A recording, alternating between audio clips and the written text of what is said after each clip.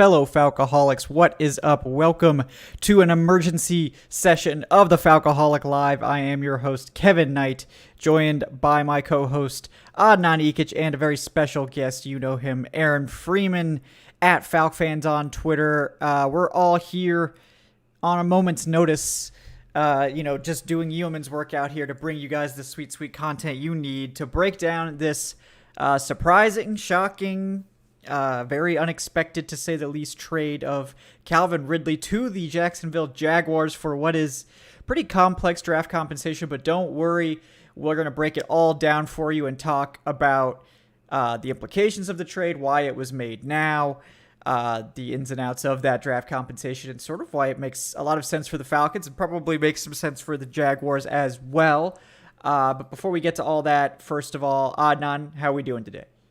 Doing well, but man, I'm shocked. Like, I did not think it would be, a very loud deadline day for the Falcons. I'm like, we talked about the lead up to the trade deadline of, will the Falcons be buyers? Will they not? I think we all agreed that no, the Falcons probably won't be adding to this roster very much at the trade deadline, and they haven't. But man, this was an absolute shocker. I thought Ridley was gone this offseason, but I had no idea they would pull the trigger this quickly. And I feel like that really kind of goes to show just how done this front office and coaching staff was with him, that seems like they couldn't wait to move on. And I mean, I don't really blame them, given the fact that Ridley isn't, part of that Arthur Smith prototype that he likes in a number one receiver. The Falcons just drafted London. I think Ridley was going to be gone last offseason before the suspension, but the off the field stuff just added to it, including that suspension. So, it's definitely shocking, and I did not think that we would be having an emergency podcast today.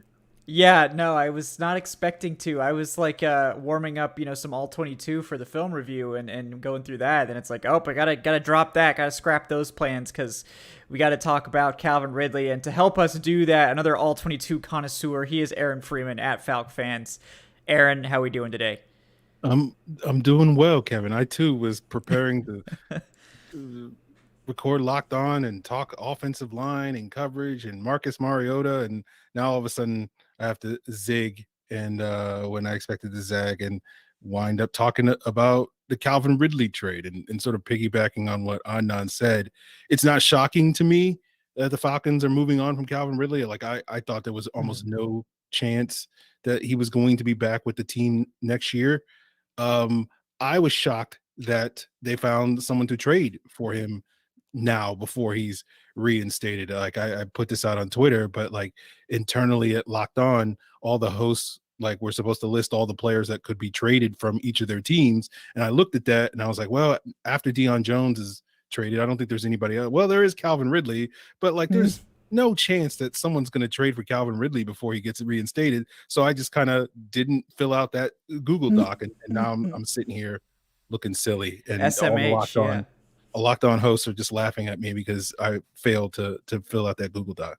Yep. Yeah. It's the timing is absolutely shocking. Like you said, I'm surprised they got a taker, but based on the compensation, which we'll break down, because that's the most interesting part of the trade, obviously, it makes sense, I think, for both sides to do it now. And I was definitely one of the people that was saying well, I think there's a chance that he does come back if they can't find a trade partner. I was very adamant that they wouldn't just straight up cut him.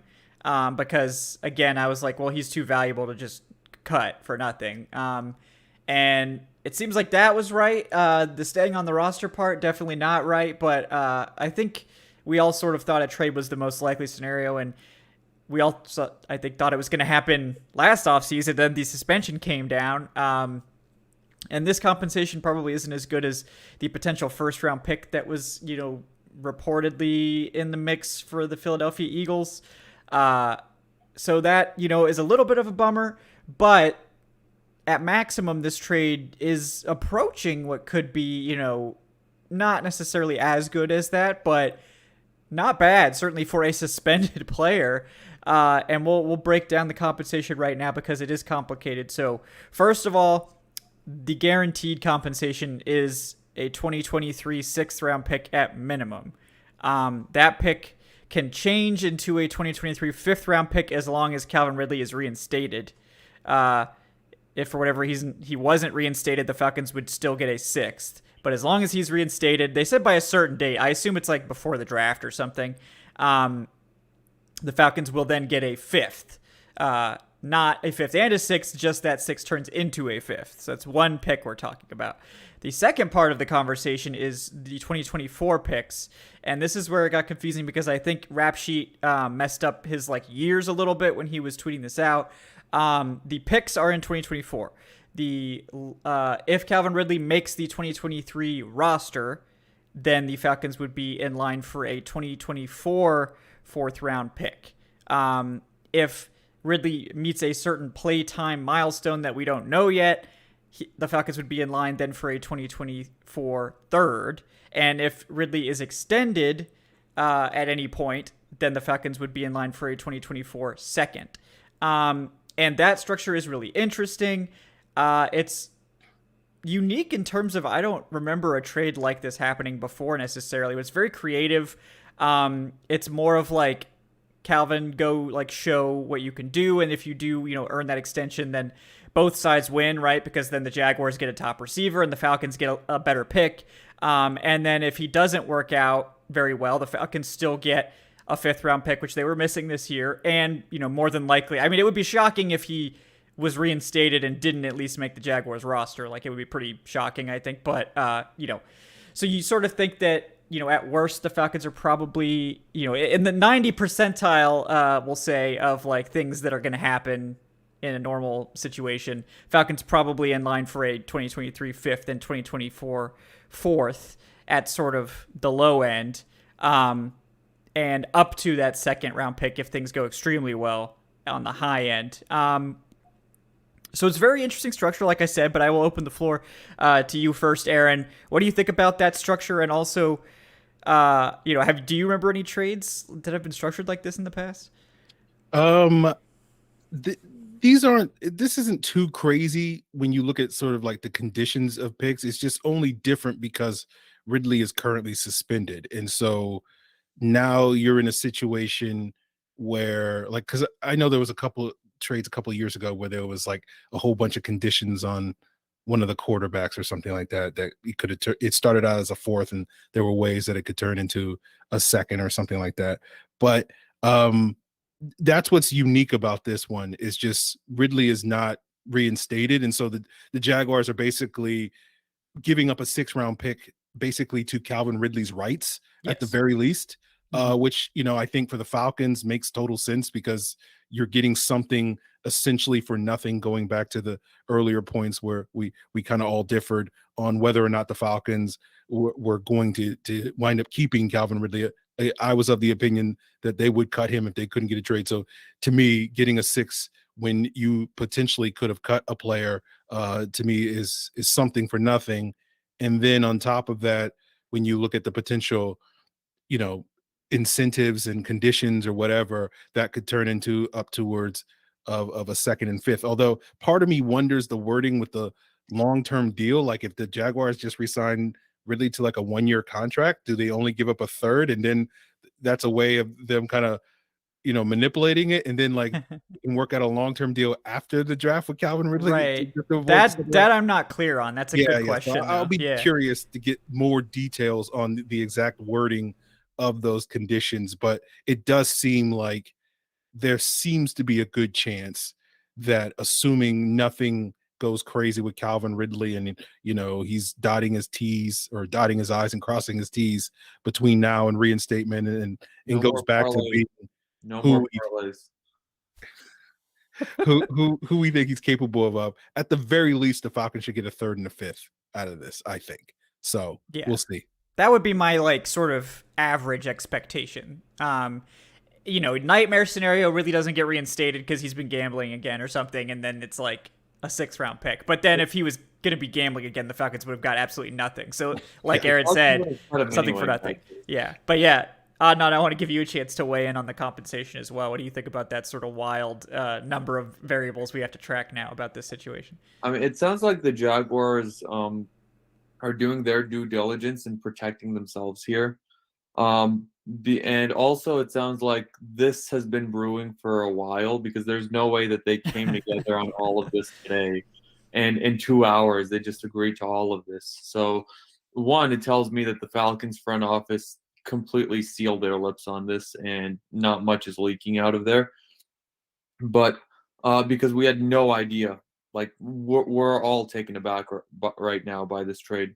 But I feel like the compensation is kind of fair, and I say this begrudgingly right now, because I feel like the Falcons, before the gambling suspension, would have gotten a first round pick last offseason. I think the Eagles were in that mix. They ended up trading for AJ Brown, which, in fairness, a much better move for them. The Patriots were in that mix. The Falcons get at most now a second round pick and a fifth rounder, which, I mean, for a wide receiver, if they do hit that max, for a wide receiver that is coming off of a year-long suspension, for a wide receiver that the team was not going to re-sign anyway long term, I think we can all agree with that. It's fair compensation, even though Calvin Ridley has the talent to be someone that would go for a first round pick. It's just that all the off-field baggage kind of drove that price down, which is understandable. I think the team will, barring an injury, I think the team will at the very least get a third and a fifth. I'm also curious to hear the wording of that contract, because, what if the Jaguars franchise tag him Yeah. season? What if they sign him to a 1-year deal? What's long term? Is it a 2-year Right. contract? Is it so? I think it was someone else said just extension. Like if he re-signs with the Jaguars after 2023, then the Falcons get the second. Like if he re-signs with them at all, was how one person phrased it. And that to me would make the most sense, because I agree. Like otherwise, there's way too many ways they could like finesse it. I don't think it would be wise to agree to like structure like that. But we don't know for sure yet. Yeah. Yeah, I hope it's that. But also, I think the Jaguars. So I think Calvin Ridley will have all the incentive in the world to look as good as possible next season, because he's working for a long-term contract. I don't think the Jaguars are looking to just finesse the Falcons and have this be a 1-year move where they, save a second rounder versus a third rounder. I think the Jaguars are going into this looking to potentially sign Calvin Ridley long term and to have him grow with Trevor Lawrence. From the Jaguars' perspective, they have Christian Kirk and Calvin Ridley taking up $32 million in cap space next offseason. I don't think that they're going to re-sign Calvin Ridley immediately. So it's interesting seeing them pay that much for two wide receivers. But that's a Jaguars problem. But yeah, I would say the compensation is fair, but it is a shame seeing guys like Chase Claypool go for what could be a very high second round pick this year. And you may not get a second round pick for Calvin Ridley for, things that this franchise isn't even at fault for right now. Like this is fully a Calvin Ridley thing, killing his value over the past year. So that is a shame, but it is what it is. And at the very least, you get $11 million in cap space, an extra $11 million in cap space next offseason. And, you keep clearing the books. And that $11 million can be reallocated to a starting left guard, an offensive lineman. And I think that the Falcons will be better off for that, as opposed to, keeping a wide receiver on the roster who really maybe didn't even want to be here, who the front office didn't want to be here. So I think a separation was inevitable, and I think that's what's best for all parties right now. Yeah, I agree. And the other part of it is doing the trade now sort of gives the Falcons, lets them like move on, from the situation. Like they don't have to dedicate time, assets, like any manpower or thought to orchestrating this trade, because that would be a big part of what they'd have to do then, in the offseason next year. Instead, they can move on. They're done. It's all up to Ridley now, essentially, and the Jaguars to see what the rest of the compensation is, but they've done their work. And the second that the clock ticks over now to 2023, the Falcons get Ridley's savings. So they're not going to have him on the books while they wait for some deal to materialize, and that could have dragged on, over the course of the offseason or whatever. They don't have to worry about that anymore. They'll get his money immediately when the offseason starts, $11.2 million. And that's obviously they have a lot to begin with, but if they're trying to be big spenders, especially when free agency kicks off right at the beginning, I mean, that extra capital then could be very valuable for them. And yeah, I did appreciate the person who tweeted at me and said, oh yeah, this is just step one in the Lamar Jackson trade. So, so yes, the brand, the Lamar Jackson trade is going strong. This only bolsters the chances of that happening. So, very interesting move. A lot of implications, and I agree with you guys. I think what we should probably sort of be expecting in terms of the average outcome is like a fifth and a third. And I like that Fontenot is sort of just building out like future capital with these little moves. Like, the Julio trade, we got the second, and that was great. But they also got a future fourth that we're going to see this year from the Colts. Or not the Colts, excuse me.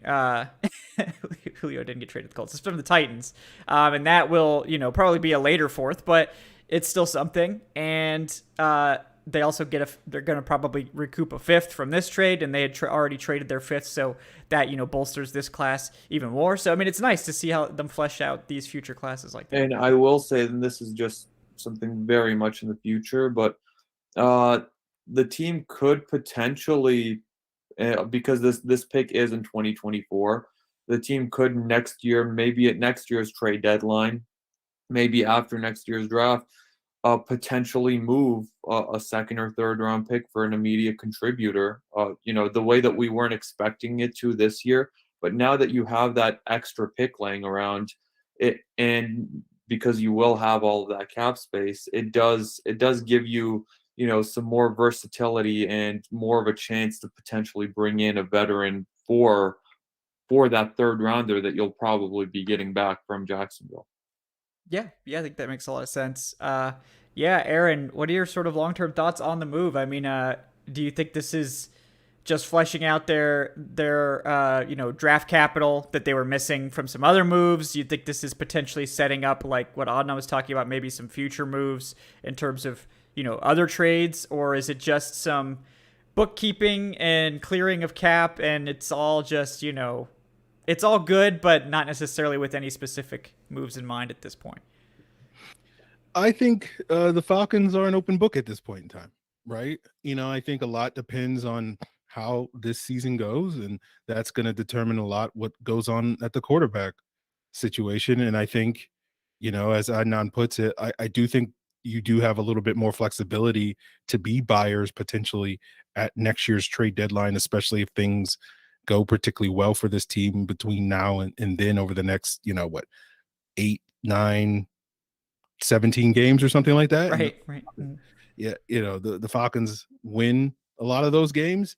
And it's, especially in a world where Desmond Ridder takes over at quarterback and has the Falcons, I don't know, like 5-2 heading into the trade deadline or something like that, then I think you could certainly be a lot more willing to be buyers at next year's trade deadline, looking for some pieces that could help push you over the top. But yeah, I think at this point, the Falcons are moving on from a player that, that they weren't in on. They get some draft compensation for that. I think fair draft compensation, as Adnan puts it. Like, I want to believe that, they would have gotten a first round pick from the Eagles, but I still remain skeptical of that. But obviously when you see that AJ Brown trade, you feel like that could have been us. And the fact that they still are able to get potentially a second and possibly a fifth for Calvin Ridley, given what's gone on with him over the last, 12 months, I think is pretty good value at this point. Maybe not what it could have been had, everything gone better for him. But I feel like this is definitely the Falcons, turning lemons into, 1800 tequila or something like that, just something pretty good in their situation. So I think it's a win-win for everybody. Ridley, the Falcons, the Jaguars, and my favorite part of this is now the people that hate Calvin Ridley because of all the stuff that's happened in the last 12 months now actually have to root for him to succeed in Jacksonville. So it will get the Falcons higher trade compensation. So, I guess it's a win for me just out of pettiness and a loss for those folks. So There you go. The brand is strong. yeah. Yeah, and I know hopefully we'll get some clarity on some of the more esoteric sort of things about this contract. Like, I know there's a lot of argument that like, no, like rap sheet, what he said must be correct, but like they can't give out a 2024 draft pick that has playtime milestones for the 2024 season. Like that doesn't make any sense. The 2024 draft occurs months and months and months before the 2024 season. If they were going to say like, oh yeah, he needed to sign an extension for you to get the 2024 draft pick, that's totally fine. But if there's a playtime milestone associated with this 2024 pick, that would mean that that milestone would have to occur in 2023. There's no other way to frame it that makes any sense at all. So just want to clarify that for people. Like the long-term deal done, extension, whatever, that is very much up in the air. I think we're still trying to figure out the wording of that and what exactly that means, because that could make a big difference and could give the Jaguars a lot of wiggle room potentially with how they structure his contract, or just give him a 1-year deal or whatever. And does that evade the pick increasing or not? But we'll see. It's very interesting. Definitely a move that I wasn't expecting, but a fun little move here. I like that it bolsters, this draft class a little bit, because they were down a few of those day 3 picks. They did have the 2 4ths, but they were missing their 5th and 6th, although they did have some 2 7ths as well. So, interesting move. I like it. I like the long game as well, and there's upside for future years if Ridley is back per se. Let me get to a couple of the donations here. George Costanza says, not meaning to sound insensitive, but if Ridley wasn't happy with how things were going in Atlanta, I'm skeptical that he's going to find his smile again in Jacksonville. That's definitely a franchise that's headed in the right direction. Yeah, I mean, it's an interesting destination. I think a lot of people are hoping that Trevor Lawrence turns into something. So far this year, he's been struggling, but he's got Foye there, so there's some familiar faces, some former Falcons over there, and he'll get a chance to be like the clear-cut number 1 probably if things go well. And then of course George adds, "What you're telling me is the Jaguars are taking a big gamble by trading for Calvin Ridley." I'll see myself out. Yeah. We're gonna get a lot of those, George. So you're just the first. It's the first donation, with making light of that one. And then this one from Kushida with the $3, thank you, says 9 draft picks and $70 million in cap space. That 2023 offseason is going to be spicy. Greetings from Germany. What's up? What's up, Germany? Welcome to the show. Yeah. The 2023 offseason is going to be exciting. And this, I think, only helps that cause. So I'm very interested to see what they do.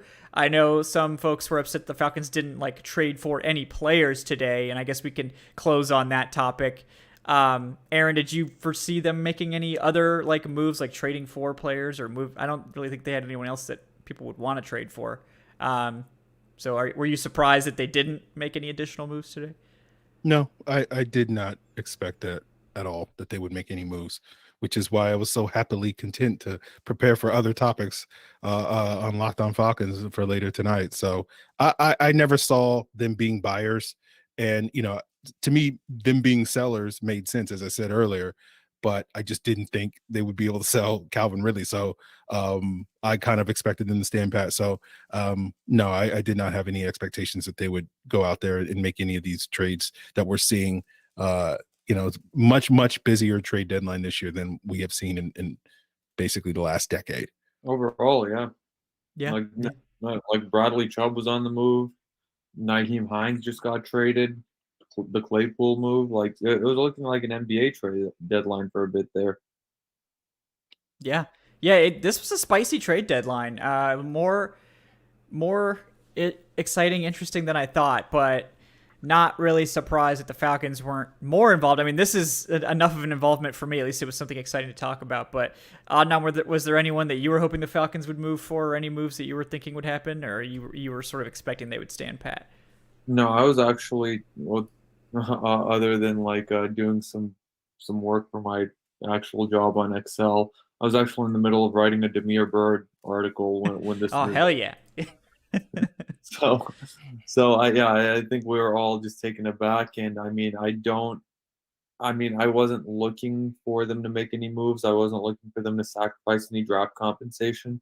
I think the team they look a year ahead of schedule right now. They look really good at 4-4 with the schedule that they have. But I like that Terry Fontenot is right now and has for his entire tenure as the Falcons general manager since the start of last offseason. I like that he's practiced patience. He hasn't been overly ambitious. He hasn't been, you know, overly bashful. He's kind of untangled the mess that was left for him by Dimitrov and Dan Quinn. We saw that with the Julio Jones trade, the Matt Ryan trade. We saw that with him clearing up the cap space, and now the Falcons are about to reap what they sow, so to speak. That they're about to get the fruits of their labor next offseason, and then we can see that next step for Fontenot and Arthur Smith, and just what they can do with all of that cap space, all of those moves. But I don't think that just because the Falcons are playing better than expected right now, this team isn't just one piece away. This team isn't just two pieces away. It's not three pieces away from a Super Bowl either. I'm glad that he's not sacrificing anything long term or any draft compensation, just to sort of go all in this season. I know that people wanted us to trade for Brian Burns, for example. That was never going to happen. The Panthers aren't going to move him in the division. People wanted us to trade for Josh Allen. Not that Josh Allen. The other Josh Allen. Yeah. I would love to trade for the Bills Josh Allen personally. Give them whatever they want for him. Sure. Yeah. But yeah, I am happy that the team is exercising restraint and patience, because that's what's needed at this moment. And we can be buyers next trade deadline and in the coming years, because you're taking that step back, so to speak, to really take many steps forward moving forward. And it's pretty much the opposite of what the New Orleans Saints have been doing. And we see what a shitty situation they're in right now. So I'm perfectly content with that. Yeah. No, I like it. I think it's consistent with their plan, which is like they wanted to be competitive this year, and they have been.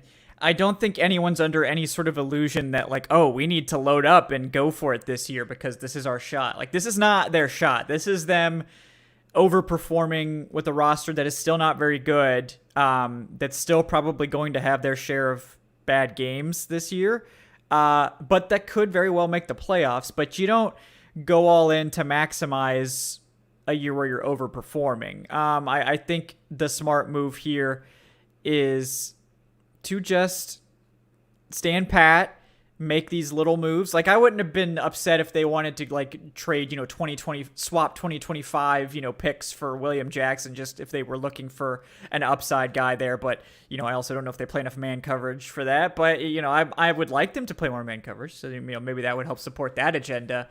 But there weren't really a lot of moves that I thought made a lot of sense. I know there was this belief that they should go after someone like a Bradley Chubb. And I just don't agree with trading premium picks and then turning around and paying the guy. And he doesn't even have to stay. Like, you might have to tag him if he threatens to go sign somewhere else. So I would rather just take my chances by offering guys, overpaying for guys basically straight up. And there'll be a number of them, maybe not at edge, maybe on the interior defensive line, but I'm fine with that too. Like, go sign two, interior guys and go draft your edge rusher. That's fine too. Just whatever you need to do to get talent in here. I think they want, based on what Fontenot said, I think they want this team to function more like the Ravens, where they generally build their talent through the draft. They make savvy moves here and there, and they do sign players from time to time, but mostly they're trying to develop and re-sign their guys, and then rake in, comp picks, because they're getting all of these draft picks. They can't re-sign all their guys. When their guys go sign elsewhere, they get comp picks back, and then you sort of build this style where you have all these picks all the time. And as long as you hit on the picks, it works great. If you don't hit on the picks, obviously nothing goes well for you. But so far, I do think that they've done enough with the picks that I think maximizing their picks and not trading them away for veterans is a good idea. So that's sort of where I land on that. But yeah, I think we covered this pretty well. We got the emergency stuff out there, got all the details out there. I appreciate Adnan and Aaron for hopping on to break this down on short notice. Before we get out of here, I want to thank, first of all, our special guest. He is Aaron Freeman, at Falcons, host of the Locked On Falcons podcast, of which I'm sure you will get an episode very soon after this show airs, potentially. But Aaron, thank you for coming on. Anything you'd like to plug? No, just check out Locked On Falcons later tonight to basically get the same version of this, but we have some other things that we'll talk about as well, breaking down the Falcons offensive line play, their coverage as well on that episode later tonight. So, come for the Calvin Ridley takes, stay for the film study. Yes. Very, very good. Lots of good stuff in there, I'm sure. Also with us today, we have Adnan Ikic at Say Which Way. Adnan, anything you're working on that you'd like to plug? I'll have that Demir Bird article out pretty soon. Hey, well, what can I say? He's been explosive enough the past couple of weeks to warrant a standalone piece. And I also need to start on my weekly articles that go over the weekend. I haven't started on those at all, so I'll let you know. Yes. Yep. And then we got one last take here from George before we sign off. He says, seeing what Minnesota gave up to get TJ Hawkinson makes me kind of feel like we missed out. Can you imagine pairing TJ with Kyle Pitts? I think it's the only reason I think Brock Bowers in 2024 might make sense for Atlanta. We need to give Ritter weapons everywhere. I mean, I like TJ Hawkinson. I think he's really good, but also they don't throw the ball enough right now for me to be trading premium picks for another tight end that they're not going to throw to. So, maybe once Ritter gets started, it might be worth it. But with Hawkinson's contract, he has one more year on the rookie contract than a fifth-year option, which is, not that bad for tight ends. But, you're not getting a rookie contract for that long. You will have to pay him eventually, and then you're going to have to pay Pitts. So I think you probably are better off going with a rookie tight end or trying to draft your number 2 high-end tight end if you're going to go that route, as opposed to trading for Hawkinson. But no, I mean, I think the Vikings got a great deal for Hawk. I mean, the Lions got fleeced, but, whatever. That's a topic for another show, perhaps. But thanks to Aaron at FalcFans, and thanks to Adnan at Say Which Way for joining us. I'm Kevin Knight at Falcoholic Kevin. Guys, please like and subscribe if you haven't done so already. Check us out on Patreon, patreon.com/Falcoholic Live. We appreciate everyone tuning in to this impromptu show. We will see you guys Wednesday night for the next live show.